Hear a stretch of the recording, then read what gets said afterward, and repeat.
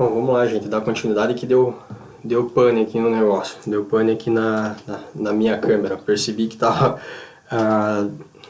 não sei, começou a ficar meio quadro a quadro, não sei se é isso que vocês vão perceber no final do vídeo anterior, mas resolvi parar. Então vamos dar continuidade, a gente está falando de amostragem, né? Como que a gente representa o nosso sinal de x de t menos t0. Então observe que eu peguei a minha curva que estava lá, que eu tinha representado antes de parar no vídeo anterior, né? Eu peguei ele então e fatiei esse sinal em vários deltas de Dirac, tá? Então, aonde esses delta de Dirac eles estão separados, esses pulsos aqui eles estão separados por um período ΔT, tá?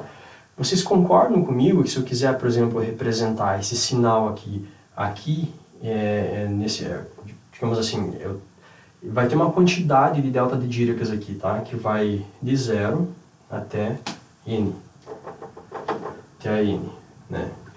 Que eu tinha feito lá no vídeo anterior. Então, pontinhos até o final. Vamos apagar esse cara aqui. E esse daqui é meu n. Então, o tempo equivalente lá no n vai ser n vezes ΔT. Tranquilo? Acho que isso é beleza de observar, né? Se eu quiser, por exemplo, saber o tempo aqui em 1 segundo, então eu tenho que pegar o valor da minha amostra, que é 1, vezes ΔT. ΔT você sabe, isso aqui vai te dar o valor então em segundos, ou minutos, enfim, dependendo do que vocês vão estar trabalhando. Mesma coisa para o 2, então vai ser 2 vezes ΔT. Então, quando for 2 ΔT, eu vou estar pegando exatamente esse trecho aqui, ó. Tá pegando exatamente esse trecho que sai lá do 0 e vem até aqui o 2, tá? E para o 3, mesma coisa, né? 3 vezes ΔT. Então eu vou estar pegando algo que sai lá do 0 e vem até o 3 e vou estar pegando exatamente esse valor desse pulso aqui, tá? Então, para que isso é importante? Isso é importante para vocês entenderem como que a gente vai reconstruir esse sinal no domínio do tempo. Você já vai ficar claro aonde eu quero chegar com isso tudo, tá? Então, olha só. Basicamente, o que nós temos aqui então? Vocês concordam comigo que eu consigo? Eu vou colocar as equações aqui e a gente vai começar a entender. Vocês lembram da delta de Dirac que eu falei, né? Então, a partir de agora, esse t e esse t0, eu vou escrever eles nessa forma discretizada, né? Então, ó, esse t aqui, que era em segundos, basicamente é teu n vezes ΔT, tá? E o t0, que é uma definição lá que a gente está utilizando, pode vir a ser um N0, um NI, vou chamar de NI, vezes ΔT, que é o quanto que está deslocado, tá? Isso é importante, beleza? Então, olha só, já com isso em mente, então eu vou escrever o meu x de t assim, ó. N ΔT menos NI ΔT. Tá? Então, observe aqui um momento, algo importante. Eu quero saber o valor desse x de t aqui no 1. Como que eu faço isso? Eu vou estar utilizando então a minha função delta de Dirac para fazer isso, porque é basicamente onde está acontecendo o pulso, né? Então, eu quero saber o valor da função assim, ó. Eu vou colocar n vezes ΔT lá em, vamos supor, 0. 0 vezes ΔT. Tá? Ou seja, eu estou deslocando, quero saber, lembre-se lá, né? Aonde que eu estou pegando o valor referente a essa amostra. Então eu estou pegando o argumento que é aquele que está deslocado no tempo. Então eu mantenho meu n ΔT, ou seja, isso aqui vai acontecer aonde? Né? Aonde que isso aqui vai estar acontecendo? Meu n.ΔT vai acontecer aonde eu tiver essa igualdade aqui. Vocês concordam comigo? Então, aonde esse termo aqui for igual a esse, eu vou estar pegando o valor do meu x nesse ponto aqui de 0, né? E é isso que eu estou tentando encontrar, beleza? Tranquilo. Então, olha só, como que eu represento esse sinal? Como que eu pego esse valor aqui, então, que vai ser aqui em 0, que é esse delta de Dirac aqui? Basicamente, eu pego a minha função delta de Dirac, que é o que eu mostrei para vocês o que ela é, o que ela representa. e faço exatamente isso, ó, n vezes ΔT menos 0 vezes ΔT, que é o valor da delta Dirac lá no zero, na minha amostra zero, né? Nessa quantidade em segundos, e eu vou multiplicar pelo valor da minha função aqui, ó, nesse ponto, exatamente nesse ponto. E o que é o valor lá? É meu x de 0 vezes ΔT. Tá? Então, observe aqui, eu uso a delta de Dirac para ir deslocando a minha função no tempo aqui. E vou pegando os valores que eu sei, porque é o sinal de entrada que a gente estava falando antes, no tempo específico. Então, o que vai estar acontecendo? Esse delta de Dirac vai estar acontecendo aqui no 0 segundos e eu vou estar multiplicando pelo valor da minha função lá em 0 segundos, que é isso daqui. Então, eu consigo descrever o meu primeiro valor de sinal aqui. Tá? E eu faço isso sucessivamente. Então, por exemplo, agora eu quero pegar o lado em 1 segundo. Eu venho aqui e faço x de n vezes ΔT menos 1 vezes ΔT igual a minha delta de Dirac, que é o meu pulso lá em 1 segundo, n vezes ΔT menos 1 vezes ΔT, vezes o valor da minha função aqui agora. Né? Lembre-se que é essa em preto aqui a minha função. X... Opa! Deixa eu apagar aqui.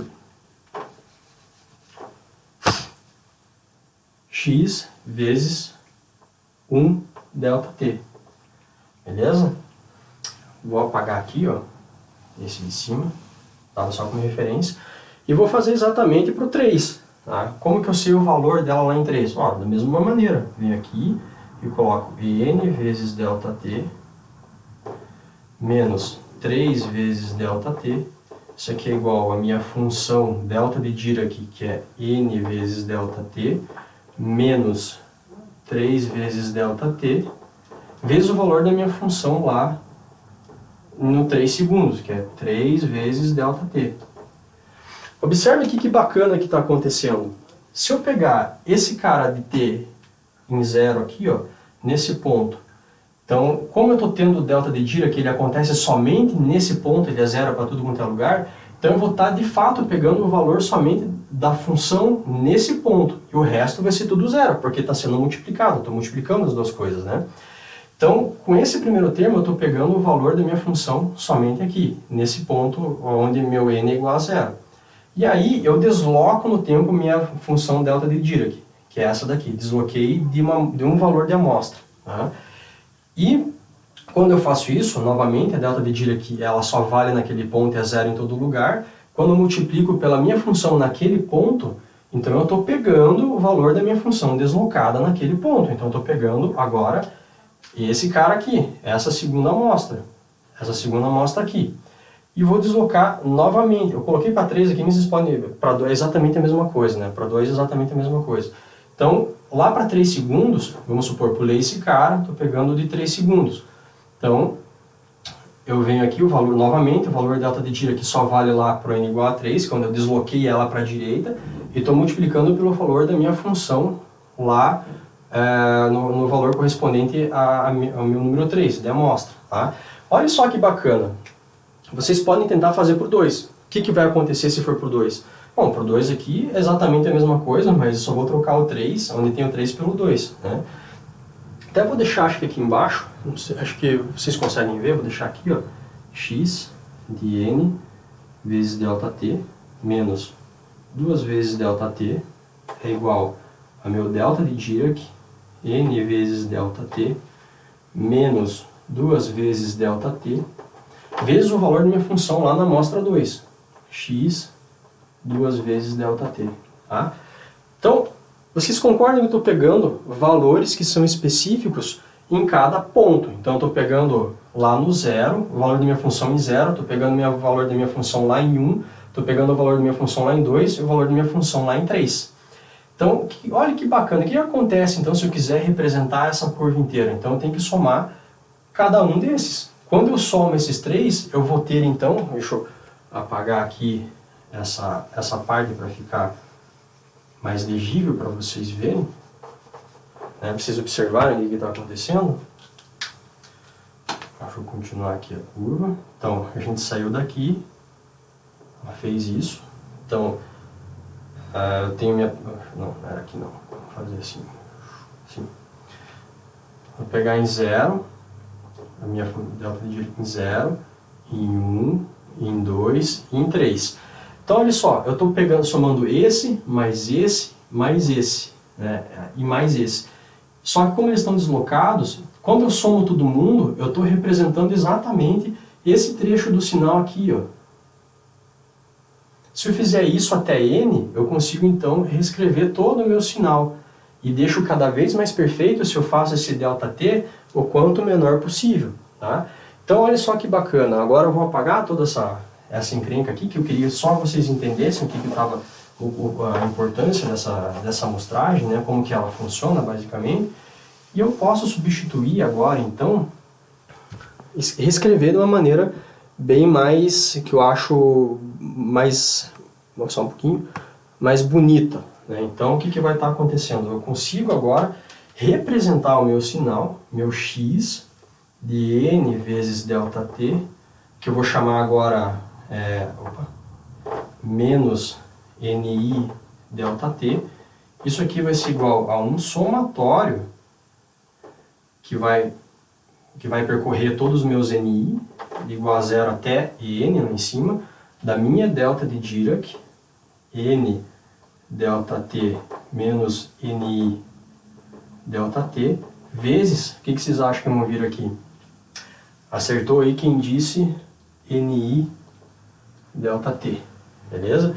Então significa que, olha que bacana, eu não sabia nada do meu sinal, mas eu estou utilizando minha artimanha que é basicamente a função delta de Dirac e estou reescrevendo o meu sinal, tá? Estou reescrevendo ele inteiro.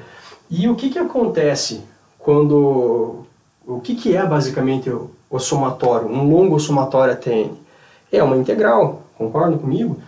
Então, para me livrar dessa integral agora, eu vou transformar isso aqui, aliás, esse somatório, vou transformar ele numa integral. Como que eu faço isso? O meu n de n vezes ΔT vai passar a ser, deixa eu colocar um pouco mais para baixo para vocês observarem. Vai passar a ser x de t, que é o t total, menos, vou colocar t0, estou definindo o meu t0 como ni ΔT. Isso aqui é igual, então vai ter uma integral agora, que vai lá de 0 até um tf, tá? Basicamente. E vou colocar a minha delta de Dirac agora, que vai ser t menos t0 vezes x de t0, dt. Tá? Então, basicamente, eu peguei esse somatório aqui e transformei ele numa integral, porque eles são equivalentes, né, quando eu faço o t muito pequeno. Então, olha que bacana. Então, eu consigo reescrever todo esse meu sinal, essa curva preta aqui, através de uma função que é dada por essa integral aqui. Mas, poxa, professor, onde você quer chegar com isso? Agora que as coisas vão ficar bem interessantes, tá? Então, eu vou apagar agora isso aqui, espero ter espaço suficiente para conseguir colocar tudo aquilo que é necessário, né? Então, eu vou reescrever o meu bloco, tá? Eu vou reescrever meu bloco que estava lá representado assim. Opa. Então, eu tenho aqui x de t menos t0, beleza? Eu vou, deixa eu ver se... acho que vocês vão conseguir enxergar, vamos ver. Deixa eu fazer de um pouquinho maior. Aqui, ó. Então, aqui meu x de t menos t0. Aí vai vir o meu sensor. Eu não estou gostando disso. Ó, aqui. X de t menos t0. Aqui vai vir o meu bloco, que é meu h de x de t menos t0. E a minha saída, y de t menos t0. Tá? Aonde meu x de t menos t0 é dado por isso daqui, ó. Tá? Então, basicamente, o meu h Vou fazer em vermelho para ficar, acho que mais claro aqui. O meu h, ele é isso aqui, vou colocar com chaves agora, vai ser minha integral de 0 até um tempo final, não sei qual que é, vezes não, né? O argumento da integral vai ser a delta de Dirac, t menos t0, tá? Vezes o valor da minha função lá em t0, dt, e é isso, tá? Beleza, agora eu posso apagar essa encrenca aqui.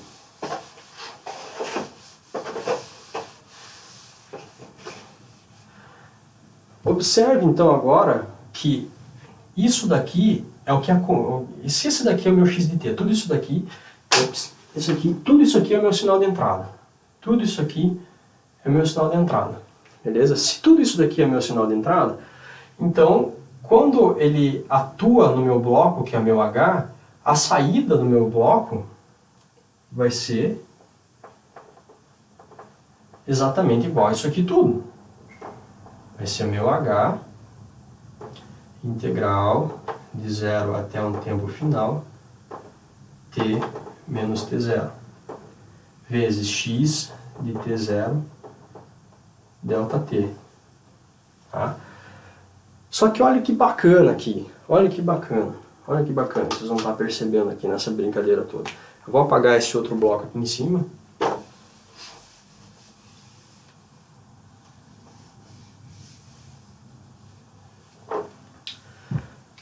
Esse símbolo de integral, tá? Isso aqui, esse h é uma função que a gente está tentando descobrir o que é.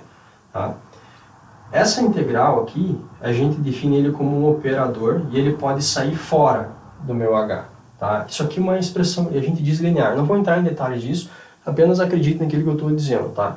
Essa integral aqui, ela pode sair para fora, então eu consigo, porque ele é um operador linear, eu consigo trazer ele para fora.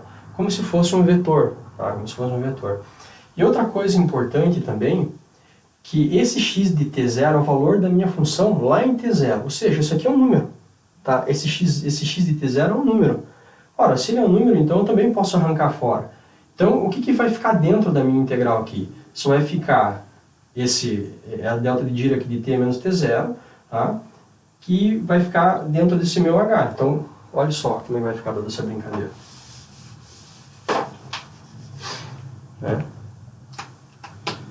Então, basicamente, o meu y de t menos t0, ele vai ser basicamente igual a, como eu falei, eu posso tirar a minha integral para fora, vai ficar de 0 até tf.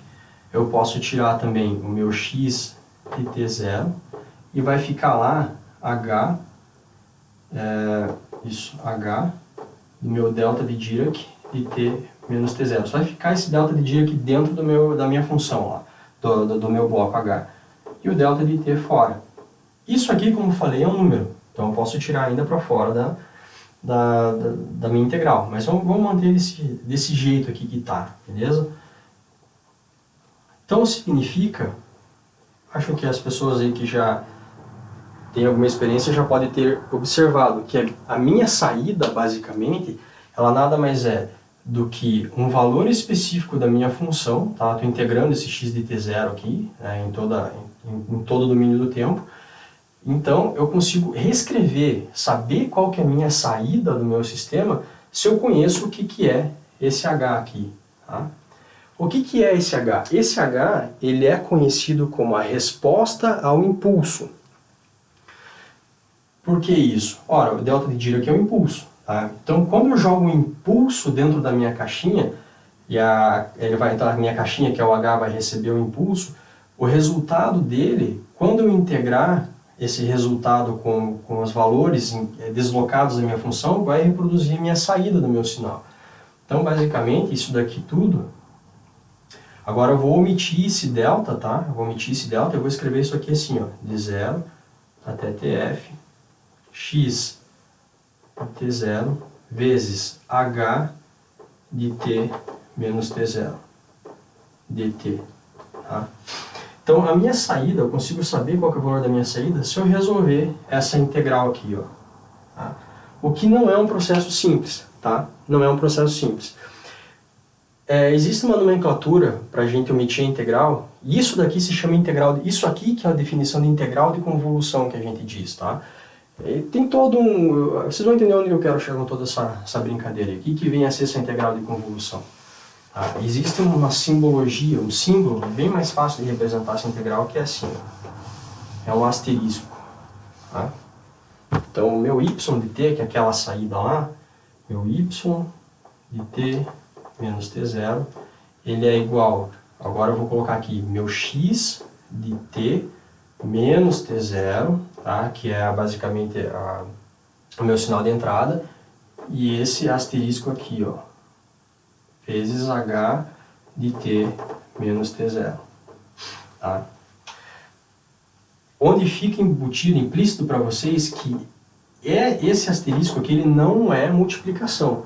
Na verdade, isso daqui é exatamente isso aqui, ó, vai de 0 até tf, x de t0, h de t menos t0 dt. Beleza? Então, a saída do meu bloco passa então a ser representado por uma integral assim gigantona desse jeito. Tá? E por que você está fazendo isso tudo? Vocês não devem estar se perguntando, mas por que o professor está fazendo toda essa viagem maluca aí? Aonde que eu quero chegar? Eu quero mostrar para vocês que a gente precisa conhecer cada um dos bloquinhos, tá? Então vamos voltar lá para o nosso sistema de reservatório de água. Tá? Eu vou desenhar ele aqui novamente. Vou desenhar aqui o nosso reservatório de água. Sistema de controle, basicamente. Então, pense o seguinte. Estava lá a nossa referência. Tem o meu sinal do sensor que está vindo aqui, né? Então eu tenho o meu controlador. Aí eu vou ter minha bomba de água. Vou ter o meu reservatório de água. Tá? Que vai estar atuando lá no meu sensor. Beleza? Pense o seguinte. A saída lá da água é o meu x de t menos t0. Tá? E a minha saída, que vai estar atuando com a minha referência, é meu y de t menos t0. Ora, como é que eu sei o sinal que vai estar atuando, então, que vai estar fazendo, que vai estar somando com a minha referência? Eu preciso saber, então, qual que é esse cara. Eu sei o que está vindo lá do meu reservatório de água. Então, o meu sensor passou a ser a minha caixinha. Então, o meu y de t menos t0, ele nada mais é do que o meu x de t menos t0, tá? Que vai estar convoluído com o meu h do sensor. Vou colocar aqui h de t menos t0. T menos t0. Tá? Então a saída vai ser isso. Então basicamente aquele sinal de erro que eu falei para vocês lá no início, o meu erro, nada mais é do que o meu sinal de referência. Tá? Sinal de referência, que ele está variando no tempo, vou colocar assim ref de t, tá? Que vocês vão saber, menos isso aqui, x de t menos t0 convoluído com o meu h de t menos t0. Tá? Então, basicamente, vocês percebam que não é tão simples de você resolver, conhecer qual que vai ser a resposta final de um sistema planta de controle gigantesco.